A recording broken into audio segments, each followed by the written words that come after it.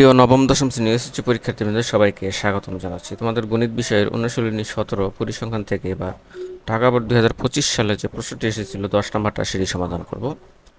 তো দেখো এখানে প্রথমটা হচ্ছে বলেছে যে কোনো শ্রেণীর উচ্চসীমা 65 এবং মধ্যমান 62.5 হলে ওই শ্রেণীর নিম্নসীমা নির্ণয় করো। তো এখন আমরা জানি যে মধ্যমান কিভাবে নির্ণয় করে, তোমরাও জানো যে মধ্যমান নির্ণয় করার নিয়ম হচ্ছে ওই শ্রেণীর মধ্যক শ্রেণীর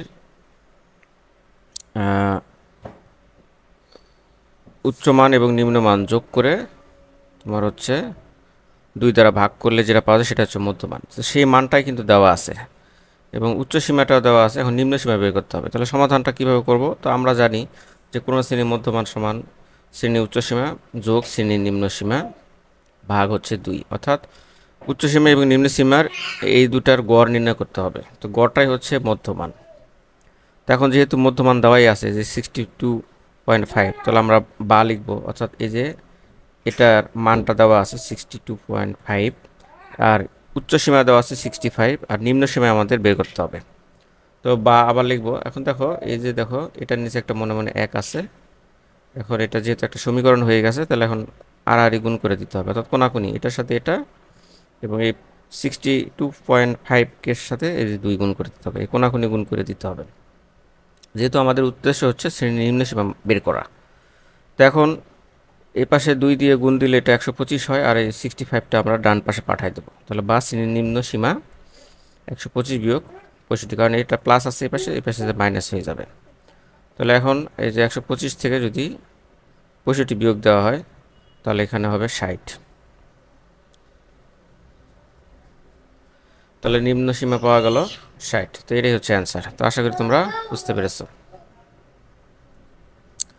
খ নাম্বারটা যে সারণী থেকে মধ্যক নির্ণয় করো। সে সারণী থেকে কীভাবে মধ্যক নির্ণয় করবা? মধ্যক নির্ণয়ের জন্য যে সারণীটি দেওয়া আছে সেটার আমাদের একটু কাজ করে নিতে হবে, অর্থাৎ এখানে ক্রমযুক্ত সারণী তৈরি করতে হবে। তাহলে ক্রমযুক্ত সারণী কীভাবে তৈরি করবা? প্রথম গণসংখ্যা যেটা দেওয়া আছে সেটাই থাকবে। প্রথমটার সাথে এই যে দ্বিতীয় শ্রেণীর গণসংখ্যা যোগ হবে, অর্থাৎ 12 আর 6 18। এরপরে তৃতীয় শ্রেণীর গণসংখ্যার সাথে এই যে দ্বিতীয় শ্রেণীর ক্রমযুক্ত যোগ হবে, অর্থাৎ এই যে এটা 12 আর 18 আর হচ্ছে 20 38। তারপরে এই 38-এর সাথে আবার এই যে 10 যোগ হবে, তা 48, 48-এর সাথে আবার 10 যোগ করে এখানে 50 হবে। এখানে কিন্তু মোট গণসংখ্যা কিন্তু 85 ছিল। তো এখন আমাদের কি করতে হবে? তো এখানে দেখো এই গণসংখ্যাকে, এখানে আমরা জানি গণসংখ্যাকে n দ্বারা প্রকাশ করা হয়। তো গণসংখ্যাকে 2 দিয়ে ভাগ দিতে হবে, অর্থাৎ এখানে গণসংখ্যা মোট গণসংখ্যা হচ্ছে 50, 50কে 2 দিয়ে ভাগ দেবো। তাহলে এখানে n/2 এটা, অর্থাৎ n/2 বের করতে হবে। তাহলে n/2 অর্থাৎ 50 ভাগ 2 সমান সমান 25। তাহলে 25তম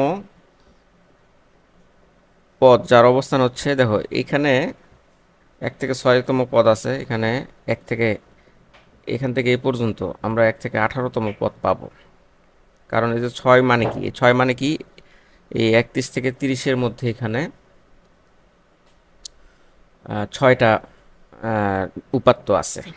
তাহলে 1 থেকে 6তম উপাত্ত আমরা 21 থেকে 30-এর মধ্যে পাবো। এরপরে যদি আমরা এই 18 12 আর 6 যদি যোগ করি 18 পাবো। তাহলে 1 থেকে, তারপরে 21 থেকে যে 40, 21 থেকে 40-এর ভিতরে আমরা এই যে 18তম পদটা পাবো। কিন্তু 19 থেকে 38তম পদ কিন্তু আমরা এই যে এই শ্রেণীতে পাবো। তাহলে আমাদের দরকার হলো 25তম পদ। তাহলে 25তম পদ অবশ্যই এই যে 41 থেকে 50 এই শ্রেণীতেই পাওয়া যাবে। তাহলে এটাই হচ্ছে মধ্যক শ্রেণী। তো প্রথমে আমাদের উদ্দেশ্য হচ্ছে মধ্যক শ্রেণী বের করা। তো মধ্যক শ্রেণী হচ্ছে এখানে 41 থেকে 50, যে এটা হচ্ছে আমাদের মধ্যক শ্রেণী। তাহলে এখন আমাদের মধ্যক শ্রেণী বের করে আমাদের সূত্র লিখতে হবে। আমরা জানি মধ্যক সমান L + n/2 - FC গুণ H/Fm। তাহলে এখানে আমরা লিখব, এই প্রতীকগুলোর পরিচয় দেবো। এখানে L হচ্ছে মধ্যক শ্রেণীর নিম্নমান, অর্থাৎ এই যে এটা যে 41 থেকে 50 এটা হচ্ছে মধ্যক শ্রেণী, তার নিম্ন সীমা হচ্ছে 41। L মানে হচ্ছে মধ্যক শ্রেণীর নিম্ন সীমা। এখানে আমরা n/2 বের করেছি। তারপরে এখানে এফসিটা কি? এফসি হচ্ছে মধ্যক শ্রেণীর আগের শ্রেণীর ক্রমযোজিত গণসংখ্যা। এই যে দেখো মধ্যক শ্রেণীর হচ্ছে এটা, তার আগের শ্রেণীর ক্রমযোজিত গণসংখ্যা হচ্ছে এটা, তো এটাই হচ্ছে আমাদের এফসি। এরপর হচ্ছে এফএম। এফএম হচ্ছে মধ্যক শ্রেণীর গণসংখ্যা, এই যেটা হলো মধ্যক শ্রেণী, তার গণসংখ্যা হচ্ছে যেটা, এটা হচ্ছে এফএম। এরপরে এইচ হলো শ্রেণী ব্যবধান, অর্থাৎ দেখো এই যে একটা শ্রেণী, এই একটা শ্রেণী, প্রতিটা শ্রেণীর ব্যবধান এখানে 10। এরপর আমরা মান বসাই দেবো, তাহলে এখানে এল এর মান 41, n/2 আমরা 25 হিসেবে লিখবো, এই যে n/2 মানে 25, এফসি মানে 18, এইচ 10 এবং এফএম হচ্ছে 20। তাহলে আমরা এখানে 25 থেকে 18 গেলে 7, তারপরে 10/20 হয়, তাহলে এটার সাথে গুণ দেবো, 7×10=70 ভাগ হলো 20, তাহলে 70/20। তাহলে এখন 70কে 20 দিয়ে ভাগ দিলে যা হবে তার সাথে অ্যাকচুয়ালি যোগ করে দিলে আমাদের 44.5 হবে, এটাই হচ্ছে অ্যান্সার। তো আশা করি তোমরা বুঝতে পেরেছো। এরপরে আমাদের নির্ণয় করতে হবে গণসংখ্যা বহুভুজ অঙ্কন। তো গণসংখ্যা বহুভুজ অঙ্কন করার জন্য আমাদের একটা সারণী তৈরি করতে হবে। সারণীটা হচ্ছে মধ্যবিন্দু সারণী, অর্থাৎ এই সারণীতে দেওয়াই আছে। তো আমাদের আরেকটা সারি এখানে অতিরিক্ত তৈরি করে নিতে হবে, যেটাকে মধ্যবিন্দু বলবো আমরা। মধ্যবিন্দু নির্ণয় করার নিয়ম কি? ওই যে মধ্যমান যেভাবে আমরা নির্ণয় করি, যে প্রতিটা শ্রেণী নিম্নমান এবং উচ্চমানের এর গড় নির্ণয় করতে হবে, অর্থাৎ উচ্চমান এবং নিম্নমান যোগ করে 2 দ্বারা ভাগ করতে হবে। প্রতিটা শ্রেণীতেই এই কাজই করা হয়েছে, অর্থাৎ 41 যোগ করে 2 দ্বারা ভাগ করলে এত হয়, 41 থেকে 50 যোগ করে 2 দ্বারা ভাগ করলে এত হয়, এটা এত হয় এবং এটা এত হয়। এখন আমাদের ছক কাগজে যেতে হবে। তো আমরা একটা ছক কাগজ লিখব, স্কেল আর পেন্সিল দিয়ে এক্স অক্ষ এবং ওয়াই অক্ষ এঁকে নেব। এটা হলো এক্স অক্ষ এবং এটা হচ্ছে ওয়াই অক্ষ। এক্স অক্ষ এবং ওয়াই অক্ষ এখানে ও বিন্দুতে এখানে পরস্পরকে ছেদ করবে এখানে। এরপরে আমরা এক্স অক্ষের দিকে শ্রেণী মধ্যবিন্দু বসাবো এবং ওয়াই অক্ষের দিকে গণসংখ্যা বসাবো। তো আমরা যে মধ্যবিন্দু সারণী যেটা বানালাম, সেটা আমরা এই মধ্যবিন্দুগুলো আমাদের বসাতে হবে। তো প্রথমটা, এই যে দেখো ছক কাগজের বৈশিষ্ট্য কি, দেখো এখানে 25টা করে ঘর আছে, প্রতি 5 ঘর পর পর একটা মোটা দাগ আছে। তাহলে আমাদের এখানে আমি একটু অন্য কালার নিই, দেখো এখানে প্রথমে আমাদের একটি ভাঙ্গা অংশ দিতে হবে। প্রথম 5টা ঘর আমরা বাদ রেখে মানে ভাঙ্গা চিহ্ন দিয়ে প্রকাশ করব। এবং দেখো এই যে প্রথম শ্রেণীর যে মধ্যমান, তার আগের শ্রেণী বিবেচনা করব।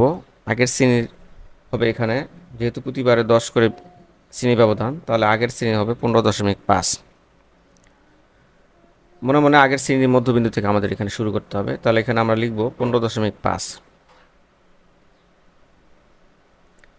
15.5। এরপরে আমাদের এই যে 25.5, এরপর 35.5, এরপরে 45.5, এরপরে 55.5, এরপরে 65.5 এবং সর্বশেষ যে শ্রেণী ব্যবধান, সেটার পরবর্তীতে আরেকটা শ্রেণী আমরা কল্পনা করে সেই শ্রেণীর মধ্যবিন্দু লিখব এখানে 75.5। এবং ওয়াই অক্ষের দিকে আমাদের গণসংখ্যাগুলো বসাতে হবে।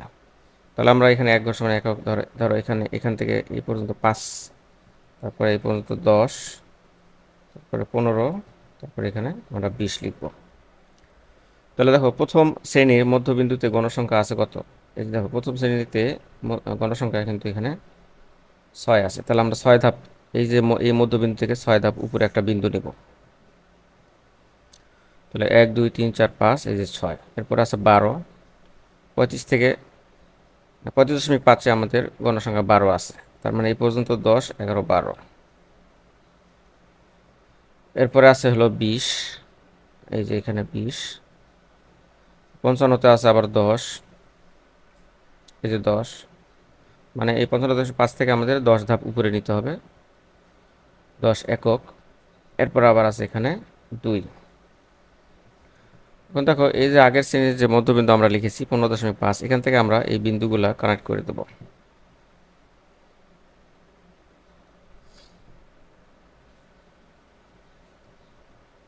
আমার একটু বাঁকা হচ্ছে, তোমরা একটু সোজা করে দিবে। এবং শেষে আমাদের এই যে সর্বশেষ যে মধ্যবিন্দুটা আমরা দিয়েছি সেটা এখানে কানেক্ট করে দিতে হবে। তো এটাই হচ্ছে আমাদের গণসংখ্যা বহুভুজ। তো এরপর একটু বিবরণ দিতে হবে। তো আমরা যা যা করেছি যেখানে তাই লিখতে হবে। তো দেখো এক্স অক্ষ বরাবর শ্রেণীর এক ঘর সমান 2 একক, অর্থাৎ এখানে যেহেতু এই যে দেখো ঘর কিন্তু এখানে 5টা আছে, কিন্তু এখানে শ্রেণী ব্যবধান কিন্তু 10, এই জন্য আমরা লিখেছি তো এক ঘর সমান 2 একক, মানে এক গেলেই 2, অর্থাৎ এখানে 2 4 6 8 এই যে 10। তাহলে এক ঘর সমান 2 একক নিয়ে শ্রেণীর মধ্যবিন্দু এবং ওয়াই অক্ষ বরাবর প্রতি ক্ষুদ্রতম বর্গের বাহু দৈর্ঘ্যকে 1 একক ধরে, অর্থাৎ এক ঘর সমান 1 একক ধরে গণসংখ্যা বহুভুজ অঙ্কন করা হলো। তো মূলবিন্দু যে ও থেকে আমাদের 15.5 পর্যন্ত ভাঙা চিহ্ন দিয়ে পূর্বের সংখ্যা বিদ্যমান বোঝানো হলো। এই বিবরণটা দিয়ে তোমরা পূর্ণ নাম্বার পাবে। তো আশা করি তোমরা বুঝতে পেরেছো।